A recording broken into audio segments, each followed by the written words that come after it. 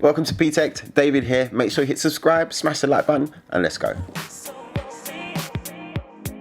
So the Google Pixel 4 again has been seriously leaked, and now we've got a complete hands-on video showing every angle of this device inside the software. Apparently this is a prototype device, so things like the 3D face unlock, I think the front camera itself isn't working.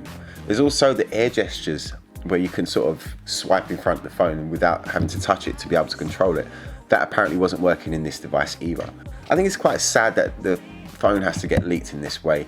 Obviously somebody at Google is making a lot of money from these things, because every time they have a new device, it gets given away to some YouTuber who just makes a complete video about it. I mean, we see leaks from other manufacturers all the time, but never to this extent. It's always with Google. They get everything shown beforehand. Everybody knows absolutely everything about it, which kind of takes the steals the thunder away from the launch event itself, which is in October. This device is running the Snapdragon 855. It's got 6 gigs of RAM. It's unspecified amount of ROM at the moment. I can imagine about 128 gigs. It'd be nice if they put a 256 gig version as well. Now the Pixel 3 series is actually one of my favorites of this year. This year? Last year. You know, the Pixel 3, even though it's got that single camera, which is fantastic single camera, can hold its own against the very best triple lens cameras, dual lens cameras, and even quad cameras.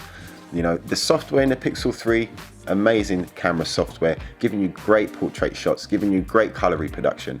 It's an excellent camera. So for the first time, we have more than one lens in a Pixel. So this, despite its looks, I know a lot of people are going to say this, you know, it looks awful. I mean, I think it's okay. It's not the most beautiful phone in the world, but at the same time, I like it when they try to make it look a little bit different, and they've definitely done it this time with this with the white back and the black outline. It'll be interesting to see if they do a color reversal, whether there's a black version with the white outline, and if they're going to go for a not pink version or something like that. But anyway, we'll have to wait and see. But design-wise, it's different. I think that's what I like about it. Before we go on, I have to say a big thank you to Direct Mobiles. Over 24 years of award-winning customer service. Go and check them out if you need a new phone, because their comparison tools help you to compare all of the UK deals with all of the UK networks. Check in the video description below for a link, or search directmobiles.co.uk. Another feature with this phone is that it has a 90Hz QHD Plus screen, which is great. I wish they could get those bezels sorted out. I mean, with the last device we had the huge bathtub notch, which nobody liked. I mean, did nobody like that notch? I mean, come on.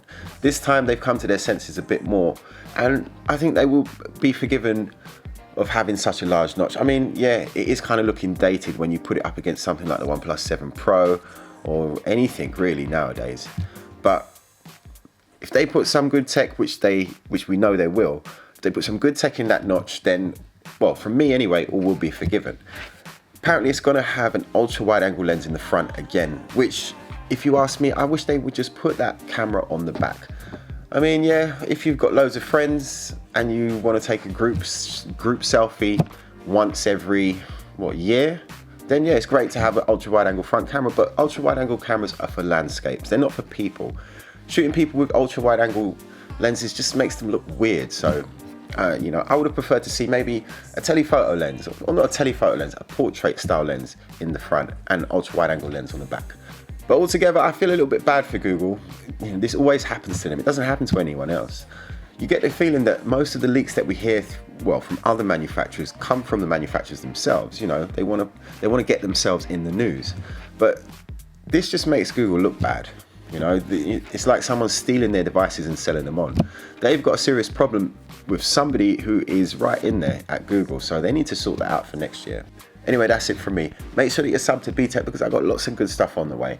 Xperia 5 is on the way. Mate 30 Pro launches, or Mate 30 series launches next week.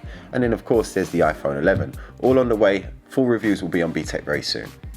If you like this video, then please smash the like button, leave me a comment, and of course subscribe for more. And don't forget to follow me on Facebook, Instagram and Twitter. It's @Btekt. Also, please do go check out the link below. It's our new Btekt Amazon shop.